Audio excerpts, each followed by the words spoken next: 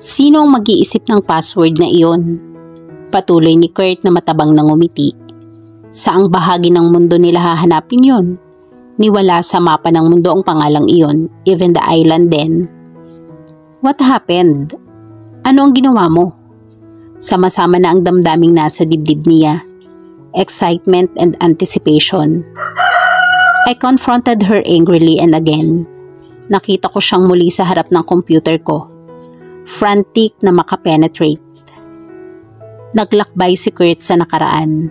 Ipinarada niya ang sasakyan sa likod ng sasakyan ng asawa. Nagsalubong ang mga kilay ng tila may napo na siyang dalawang lalaki na nanggaling sa bakuran ng apartment nila. Mabilis siyang pumasok ng bahay. Tuloy-tuloy sa study.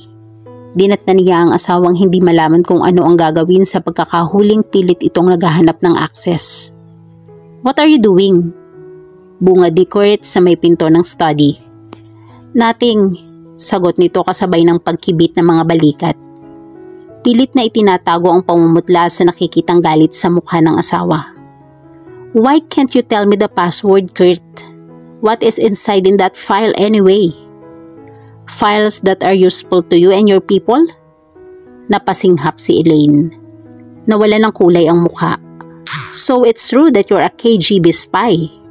Mapanganib niyang nilapitan ang babae, subalit mabilis itong nakatayo at nakalayo sa kanya. Kumuha ng buwelo at nagpakawala ng flying kick na tumama sa sikmura ni Kurt. Nasadsad sa dingding si Kurt sa hindi inaasahang gagawin ng asawa. His instinct is to fight back pero hindi niya magawang saktan ang babae. So, I am a spy, you nigger. Hiyaw nito sa nanlilisik na mga mata. And I've wasted so much of my time with you. And I'm sure now you will not give me what I want unless I take someone you love most. Pagkasabi niyo'y tumakbo palabas si Elaine sa pagkabigla ni Kurt. Hindi naiintindihan ang sinasabi ng asawa. Si Elaine ay nagtuloy sa nursery at marahas na hinablot si Jack. Ang 3 buwang gulang na sanggol mula sa nag-aalaga rito. Dinakma ang bag sa chest at nagmamadaling lumabas. Nasa labas na ang mga ito ng apartment ng abutan ni Kurt. Elaine, please give me back the baby. Pakiusap ni Kurt sa kanya. Leave Jack out of this. She's your son. Umismid si Elaine. He's only yours, Kurt. This baby is a nigger like his father. Now come closer and I'll drop your son. Just come closer. Banta ng babae na nanlilisik ng mga mata. Hindi makakilo si Kurt. Ang mga matay nasa tumitiling anak na katutok. Hindi niya pinagdududuhang gagawin ni Elaine ang banta nito. Dinukot ni Elaine ang susi ng kotse sa bag at unti-unting humakbang patungo sa sasakyan nito. Give me what I need, Kurt, and you will have your son back. Ang huling sabi nito bago pumasok sa kotse. Halos pabagsak nitong inilapag sa kabilang upuan na nagtitiling bata. Ipinasok sa ignition ng susi at in-start. Nakakabinging pagsabog ang biglang naganap. Kahit si Kurt ay inabot at bumalandra sa apartment. Jack! No! Isinubsob ni Jade ang mukha sa mga palad. Narinig na niya ay maikling bersyong iyon sa ama subalit higit na nakagigimbal na marinig sa mismong taong nakasaksi. Sa mismong taong anak nito ang nasawi. Nainip na ang mga kasamahan niya na wala siyang maibigay kahit na anong impormasyon. Patuloy ni Kurt na nagsisikip sa dibdib. At natitiriyak niyang hindi ilang kasamahan niya ang dumarating sa bahay kapag wala ako. Bago pa ang pangyayaring iyon ay nakikita ko na ang pagiging restless ni Elaine. Nagpapanik na siya. Nagdududa na ang mga kasamahan niyang bumaliktad siya. So they planted a bomb in her car. It was meant for her. At ang dinamay nila ang walang malay na sanggol. Oh God, tuloy sa paghagulhol ang dalaga. I blame myself for my son's death na wala akong nagawa. Habang hindi ilang tao ang nailigtas ko sa kamay ng mga terorista ay wala akong nagawa sa sarili kong anak. He was only 3 months old. There was so much pain and agony in his voice. Ano ba ang maaaring sabihin ni Jade upang burahin ang sakit sa damdamin nito? Tahimik siyang humihikbi. Para sa walang malay nitong anak at para kay Kurt, who must have lived through the nightmare. May ilang tao sa loob ng CIA na hindi naniniwalang wala akong impormasyong ibinigay kay Elaine. Hindi mahalaga sa akin yun. Ang mga heads ko'y naniniwalang wala akong alam. Ipinadala nila ako rito sa Pilipinas para sa isang operatiba under General Harley and for me to recover the tragedy. Dahil lahat ng mahirap na misyon ay tinatanggap ko. Hindi ilang beses kong ipinapain ang aking sarili. Hinahamon ang kamatayan. I didn't even care if I die. Ngayong nabigyan ng dahilan ng dalaga kung bakit para ito'y laro lamang ang panganib. I resigned 3 years ago. I got bored with my job. Inilipat ng inang sa pangalan ko ang isang kapirasong lupa sa Maynila na kinatatayuan ng isang lumang 3 pintong apartment. Hindi ko gustong tanggapin pero ipinilit niya. Para sa akin daw iyon. Matagal nang wala ang mama kaya ako ang nagmamana nun. So with her permission, I had the old apartment demolished. Isinangla ang titulo sa bangko at pinatayuan ko ng 6 na palapag na building and have it rented for offices. Ang building sa Ermita. Aniya na nag-aangat ng mukha. Yes, nagtayo ako ng security agency. It isn't that big but it's doing fine. Tumayo mula sa pagkakaupo si Kurt at nilapitan siya. Itinaas mula sa damuhan at isinandal sa puno. Since then, women are plating Jade until you, he whispered. His voice husky, his eyes misty. He brushed his thumb finger on her lips. I try to stay away from you. Para sa akin ay wala kang kaibahan sa ibang mga babaeng nakilala ko. Sa sarili kong ina, kay Elaine. She swallowed a lump in her throat. I don't blame you. But I couldn't get you out of my system. Ikaw na lang lagi ang laman ng isip ko. Nakagkapag-asa ang dalaga. Does that mean that you love me a little? She whispered. I thought what I felt for Elaine was love. Maybe it was, but I was disillusioned. Binulag ko ang sarili ko sa mga nakikita ko kay Elaine for my son. Had it not been for my obsession to make our marriage work, I would have ended our marriage earlier. There was so much sadness in his eyes that Jade wanted to weep. But what I felt for her when I first met her couldn't compete with that what I feel for you. Maemosyon nitong pahayag. He pulled her to him gently at hinagkan sa ibabaw ng ulo at saka nagpatuloy sa isang walang kasigurahang tinig. Pero natatakot akong hindi mo ako tatanggapin. Bahagyang inilayo ni Jade ang sarili at tumingala. You know I love you and I don't care about your past, Kurt. Hindi mahalaga sa akin iyon.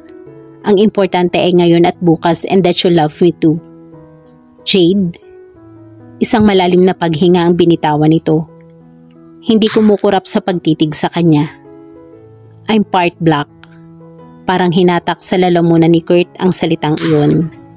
Nagdikit ang mga kilay ni Jade. Anong ibig mong sabihin? My father was a mulatto actually. 3/4 black. So that makes me a quadrant. His father was a half black. An African French but his mother was an American. White American missionary in Street La Corse. One of those French islands in the Caribbean where they met. My father met my mother in America but brought her to the island when she got pregnant with me.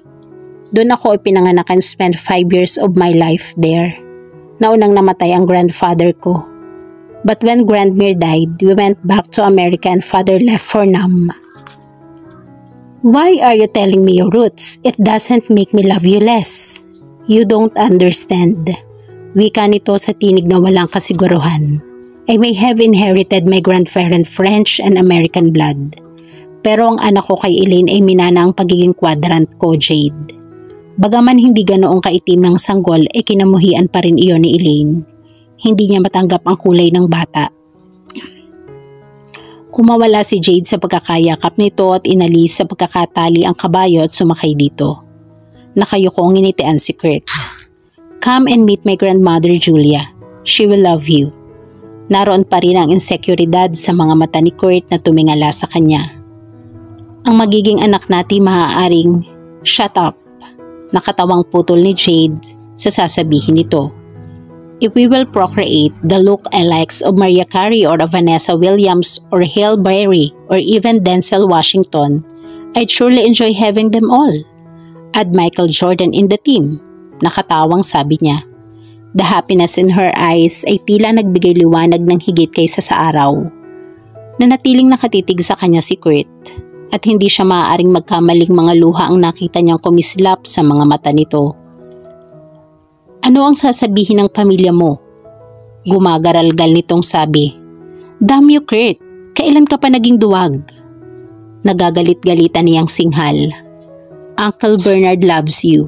Don't you ever believe that he missed the shot, you idiot? Ilang sandaling hindi kumibo si Kurt at nakatitig lang sa kanya, wanting to be sure that everything is real, na ang sinasabi niya ay totoo, that she loves him sa kabila ng lahat.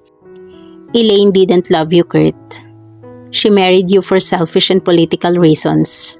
Kaya nagawa niya iyon sa'yo at sa anak niyo, but I love you. Binulong ng dalaga ang huling sinabi. Everything about you.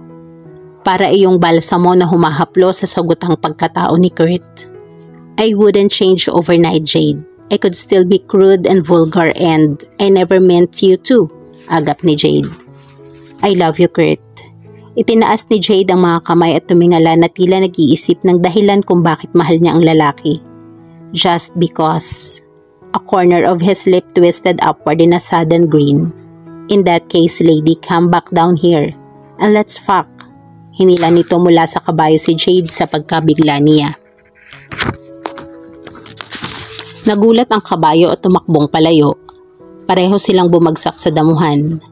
Napaibabaw si Jade straddling him. Ilang sandaling katahimikan ang nagamagitan sa kanilang dalawa. They can almost hear the beating of their hearts. Their gazes lock. Thank you so much. Bulong ni Kurt.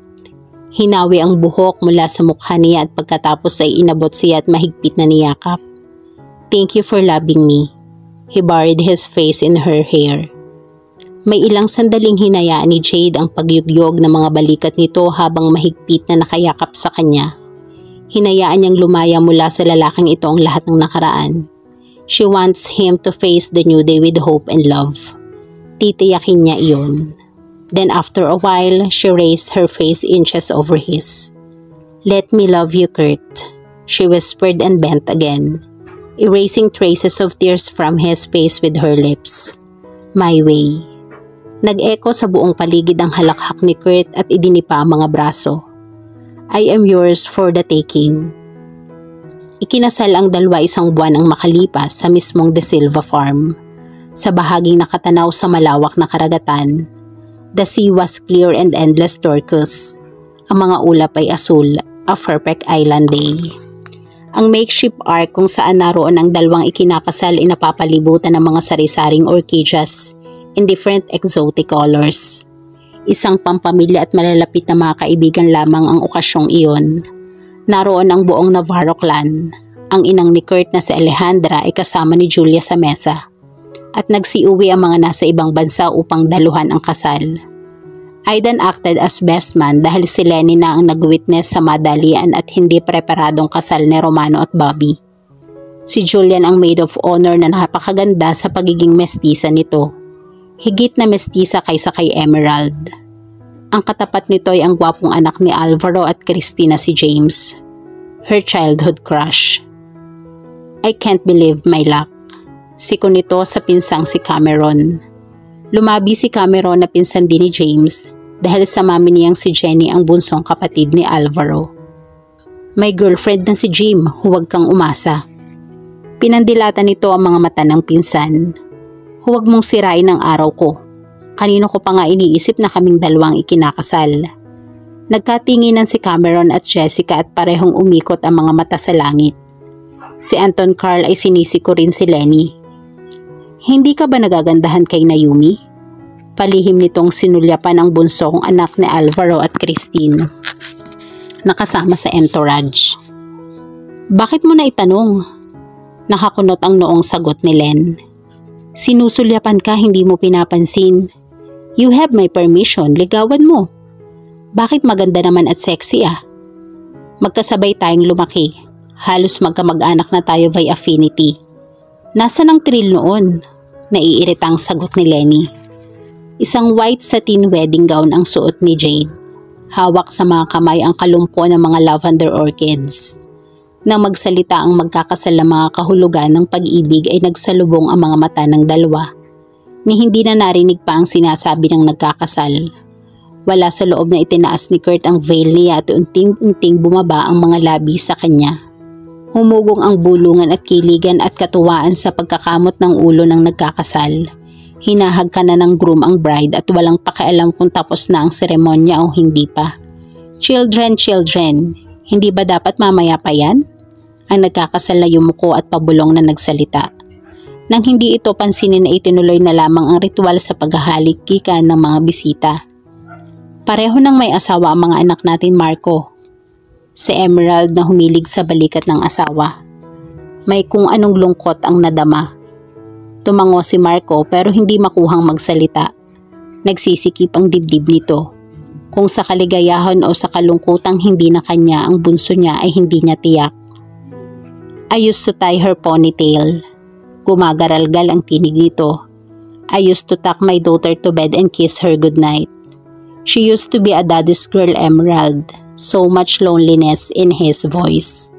Narinig ni Jade ang huling sinabi ng ama mula sa likod. Yumuko ito at hinagkan si Marco. I love you, Daddy. Bulong ni Jade. I'll give you lots of naughty little grandchildren. I promise. Hindi agad makuhang magsalita ni Marco. Pinisil ang braso ng anak at sapilitang umiti. Huwag niyo akong paghintayin ng matagal, Jade. Hinahanap ka ng asawa mo, Jade. Si Emerald na hinayon si Kurt na nagpapalinga-linga. Ma'am, take care of Daddy. May pakiramdam akong hihimatayin mamaya yan. Pabirong kindat nito sa ina na nakangiting umiling. Are you alright? Ngumiti si Marco. I'm okay, and I guess I'm overreacting. I wasn't prepared for this, you know. Romano got married in haste nang wala man lang babala. But I'm worried about Romano, Marco. Ni hindi niya sinasabi sa atin kung ano ang sanhi ng malubhang alitan nila ni Bobby. Ang manugang mo'y hindi natin alam kung nasaan. Patuloy ni Emerald na nilinga ang buong angka na nagkakasiyahan. Si Romano ay nasa isang sulok at umiinom mag-isa. Ang mga bagong kasal ay naglalakad sa tabing dagat. Parehong suot pa rin ang damit pang kasal. Pareho ring bitbit ang mga sapatos sa tig-isang kamay. Nilinga ang dagat na nag-reflect ng iba't ibang kulay mula sa papalubog na araw. One day, I'll take you there. I'd love to, darling. Muli siyang nilingon ng asawa. Let's ride the sand, a suggestive gleam in his eyes. Tumingala si Jay dito. Sa paningin niya ay biglang naging payapa ang mukha ng asawa. Tila napakaraming taon ang naalis sa edad nito. I like that, sagot niya at ngumiti ng may antisipasyon. Pero hintayin nating dumilim at mawala ang mga bisita. Humalakhak si Kurt pagkatapos ay hinawakan ang baba niya at itinaas. As I love you. At dito po nagtatapos ang kwentong pag-ibig ni Kurt at Jade. Huwag kang maghanap ng taong makakaintindi sa'yo. Ang hanapin mo ay yung taong kahit hindi ka naiintindihan, hindi ka pa rin iiwan. At lagi po nating tatandaan at sa tamang panahon, may isang taong magpapatunay sa'yo kung bakit ka para sa kanya at kung bakit hindi ka para sa iba. Sana po ay may nakuha kayong aral at inspirasyon sa kanilang pag-iibigan. At muli po ay samahan at suportahan niyo po ako sa mga kwentong pag-ibig na ibabahagi ko sa inyo. Maraming salamat po, God bless at ingat po tayong lahat.